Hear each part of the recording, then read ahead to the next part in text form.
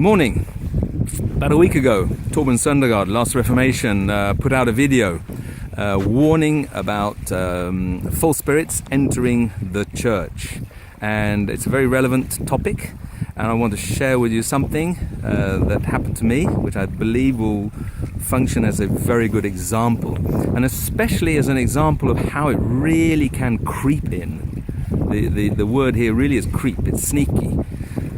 We see in churches that are openly advertising things like mindfulness and yoga. That's kind of easy to discern because it's just put out there on the notice boards. But this one is not so easy to detect. I went down to South Africa in August to be on the Kickstart with Peter Allman, and specifically because I knew I needed to be baptized and I wanted to be kick-started. On the first day, Saturday, towards the end of the day, a lady came to me and she just looked straight at me and she said, "Have you ever done martial arts? Have you ever been involved in martial arts?" And I said, "Yes." And that got my attention because actually nobody there knew anything about me or my background. And so I was listening. Well, then she proceeded to tell me that there was a spirit in me, the spirit of Kundalini. It was in my spine, and it was going to be very difficult to get out because this one is a very hard one.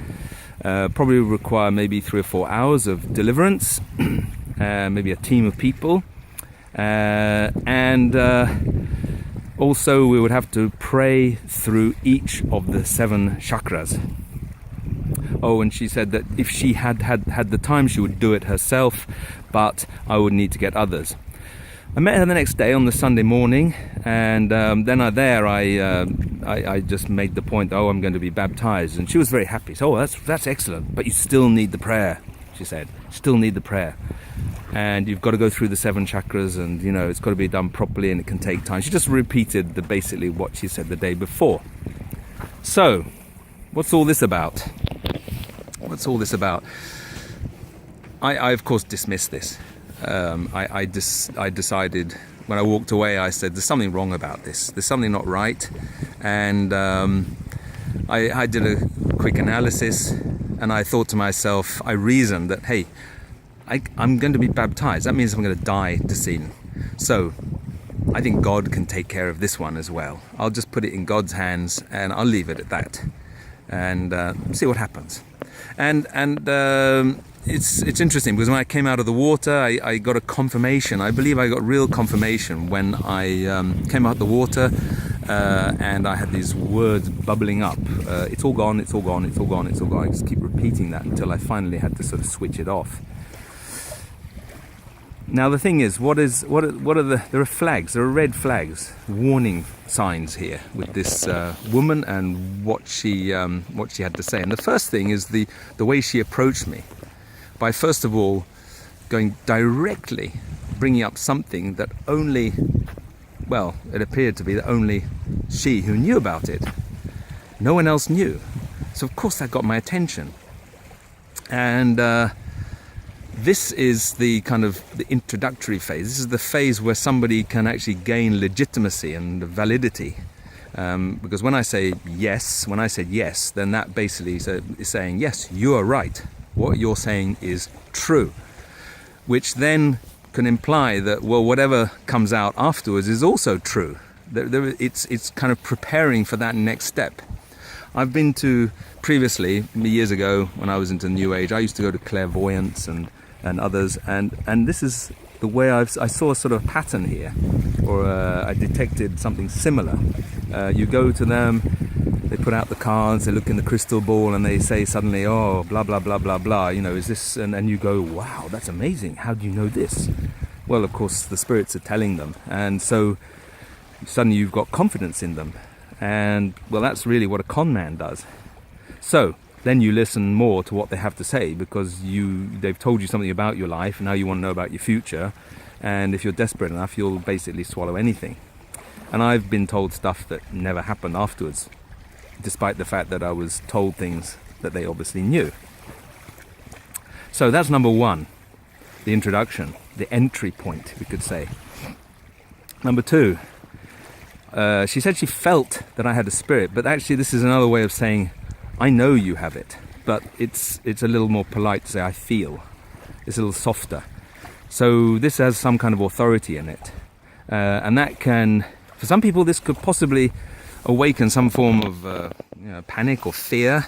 Maybe it's not very nice to know that you have this spirit inside you.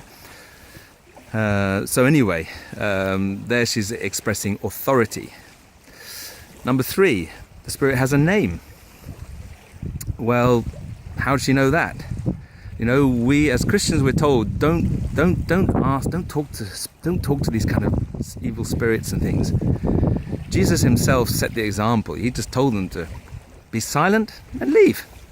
And only on one occasion was the spirit allowed to give its name, and that was legion. And I believe that was because that was in order to demonstrate for the people around that a person may actually be under the rule of thousands of demons, a whole bunch of them.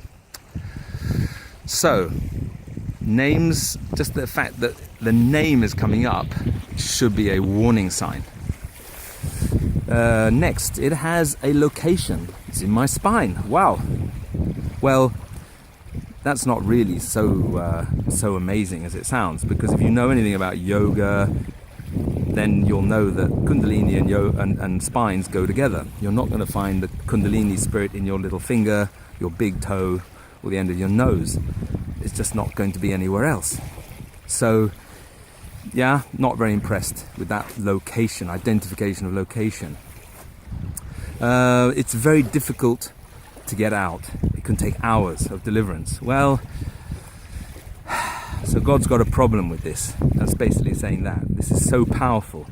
And yet, we see when Jesus said, I saw Satan fall like a bolt of lightning to the earth. And we know earlier that he was thrown out of the mountain of heaven. So, if you throw something at the speed of light, that's pretty powerful. I mean, that is beyond anything we can imagine, to be honest.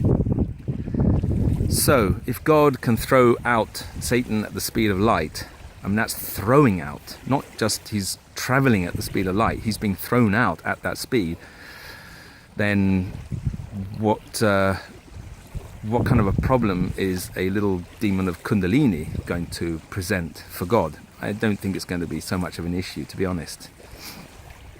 So, the next thing, the chakras. We have to pray through all the chakras. Wow. So, we actually have to acknowledge the existence of the chakras, which means, in effect, we're acknowledging the spirit of Kundalini. This is getting dangerous because there's nothing in the Bible about chakras.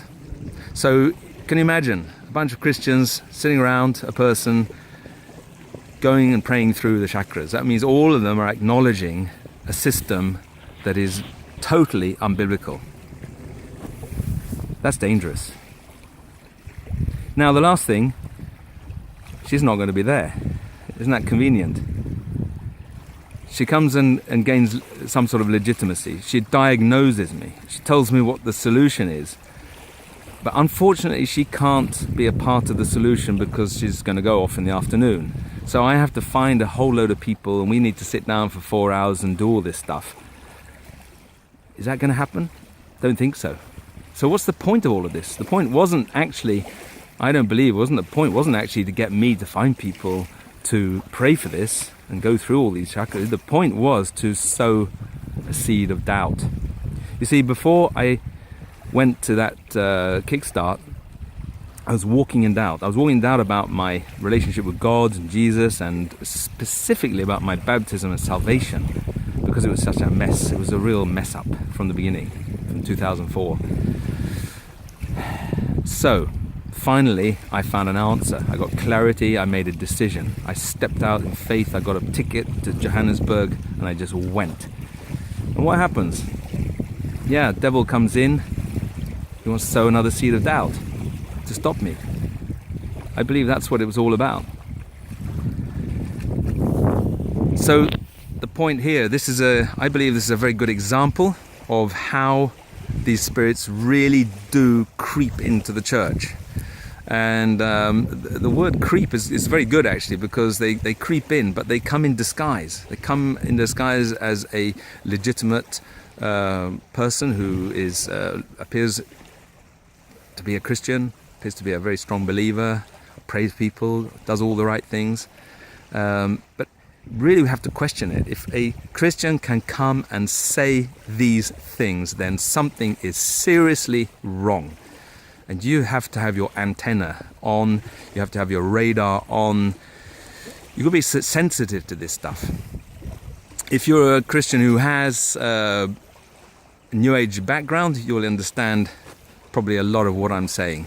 I have a New Age background, so in a way now it was much easier for me to just ignore this and just say, yeah, I'll just give it to God. I don't believe there's anything in this. There were so many warning, there were so many little flags, and really by the time it got to the 7 chakra bit, it just got ridiculous. There's a point where the whole deception unfolds before your eyes. But really I would like to say, try to catch it right at the beginning, because when someone comes and starts to speak, have you ever done this in your life? Has this happened in your life? This is actually the way that fortune tellers approach people. They speak. And it's a question, and it's kind of like the question that the snake put to Eve in the garden. Is it really like this? Did God really say this? It's a very sneaky way of getting entry into a person's mind, because this is what it is. It's all about getting into your mind and sowing seeds of doubt and confusion, all to stop you. And if you understand the Bible, you'll understand that the devil has every reason to stop us. He has every reason to stop us, and he'll stop at nothing to do that. So anyway, there you have it. An example of what I believe was a false spirit. I believe that this woman herself was actually acting under a spirit of divination. That's my latest conclusion. And actually it's really she who needed deliverance. So anyway, I hope this is useful. Please share this with your friends and others, and see if we can learn something from this. Thank you. Talk again soon.